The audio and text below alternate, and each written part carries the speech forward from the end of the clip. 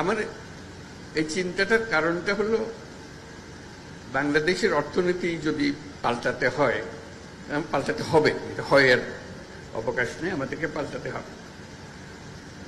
তাহলে চট্টগ্রাম বন্দর হলো ভরসা।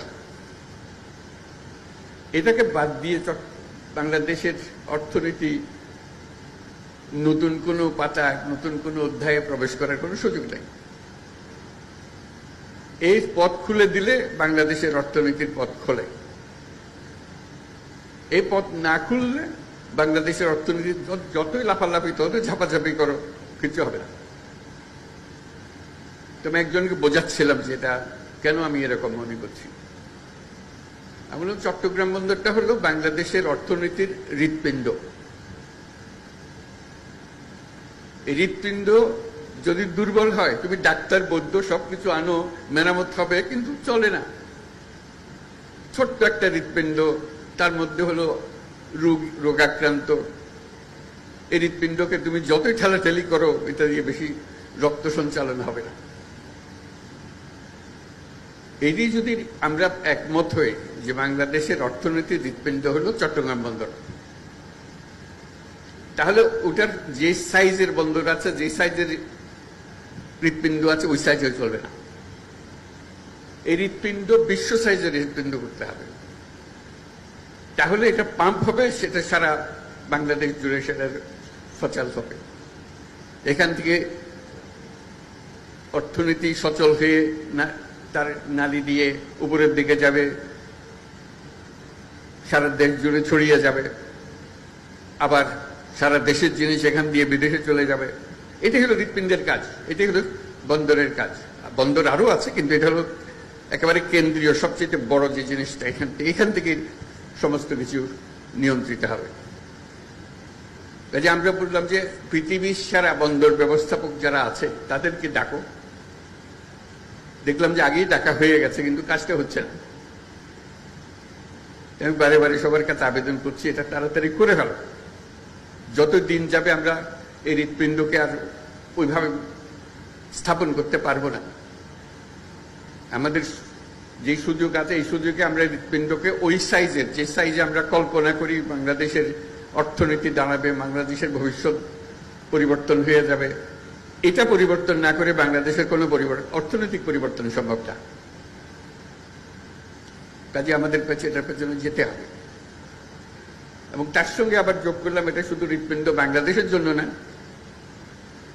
আশেপাশের দেশগুলোর সঙ্গে সংযুক্ত। যে কারণে নেপালের কথা বললাম, ভুটানের কথা বললাম, সেভেন সিস্টার্সের কথা বললাম, সবার জন্য হৃৎপিণ্ড একটাই। নেপালের জন্য হৃৎপিণ্ডই নেই, কাজে আমাদের হৃৎপিণ্ড দিয়ে তাকে চালতে হবে। আমরা তাকে সেই সংযুক্ত করতে চাই, এটা আমাদেরও লাভ, তাদেরও লাভ, আমাদেরও লাভ। এটা এমন নয় যে তাদের মেহেরবানি করে, মেহেরবানির বিষয় না।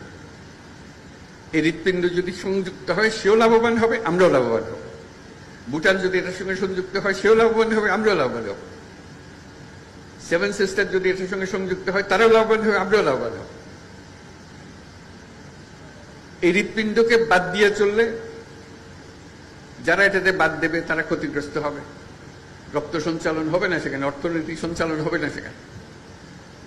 এটা আমাদের কারো কাম্য না, তাদেরও কাম্য না, আমাদেরও কাম্য না। আমরা চাই যে সবাই মিলে আমরা এই বন্দর থেকে এই সঞ্চালনটা পাই, শক্তিটা পাই, অর্থনৈতিক শক্তি জেগে ওঠো।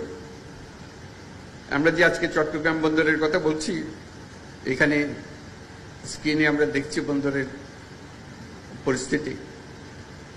আমাদের মতো দেশে আমরা তো একটা বন্দর নিয়ে কথা বলছি, কয়েকটা টার্মিনাল নিয়ে কথা বলছি, তার এরকম 20টা 30টা বন্দর টার্মিনাল ভরে আছে, একদম বিশ্বমাপের, বিশ্ব সাইজের বন্দর এগুলো। সেখান থেকে তাকালে আমাদেরকে খুব ক্ষীণ মনে হয়। এই হৃৎপিণ্ড দিয়ে তো রোগী বেশি দিন টিকবে না, টেকানো যাবে না। কাজে এটাকে শক্তিশালী করতে হবে। এমন শক্তিশালী করতে ক্রমাগতভাবে এটা শক্তিশালী করতে হবে। একবার শক্তিশালী করে দিয়ে ওখানে ইতি টানলেও হবে না। তো সেখানেই আসে আমাদের চ্যালেঞ্জটা। তো যে টিমের কথা বললাম আমরা, লুৎফে, সাকাওয়াত, আশিকর মধ্যে ঢুকালাম, আর যারা এখানে বন্দর কর্তৃপক্ষ, চেয়ারম্যান, তারা সবাই মিলে একটা বড় টিম যেটা এই পরিবর্তনকে সম্ভব করবে। মাঝে মাঝে প্রশ্ন শুনি যে বিদেশিকে দিয়ে দেওয়া হচ্ছে। আপনারা ইন্ডিয়াতে স্বাস্থ্যের জন্য যান না, দলে দলে যান, যখন বন্ধ করে দিয়েছে হাহাকার কেন যেতে দিচ্ছে না? যেতে আপনার এখানে স্বাস্থ্য নাই, স্বাস্থ্যের জন্য শুধু যান। কাগজ উল্টালে দেখা যায় নেতারা সিঙ্গাপুরে চিকিৎসার জন্য যাচ্ছে, ব্যাংককে চিকিৎসার জন্য যাচ্ছে, কিন্তু বন্দর না, না এখানে আর কেউ আসতে পারবে না। ভাই আমাদের চিকিৎসা দরকার, তো এই হৃৎপিণ্ডের চিকিৎসার দরকার, কাল বিদেশি ডাক্তার আনতে হবে, তো উপায় নাই আমাদের। আমাদেরকে সবচেয়ে সেরা চিকিৎসক এটার পেছনে দিতে হবে, যাতে এই হৃৎপিণ্ড বিরাট আকারে আমাদের বানিয়ে দিতে পারে, কোনো রকম সমস্যা যেন আমাদের না হয় কোনো কাল। এই হৃৎপিণ্ড ক্রমাগত মজবুত হবে, ক্রমাগত শক্তিশালী হবে, ক্রমাগত বৃহত্তর হবে। সেটার নামই তো হলো জাতি।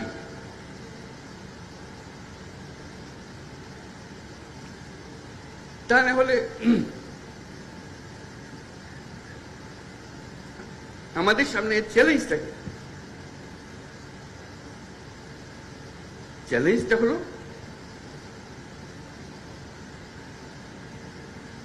আর 10 রকম জাতি আমাদেরই মতো অবস্থা থেকে, উপর থেকে না, আমাদের মতো, আমাদের চেয়ে অনেক খারাপ অবস্থা থেকে আমাদেরকে ডিঙ্গিয়ে শত শত মাইল আগে চলে গেছে।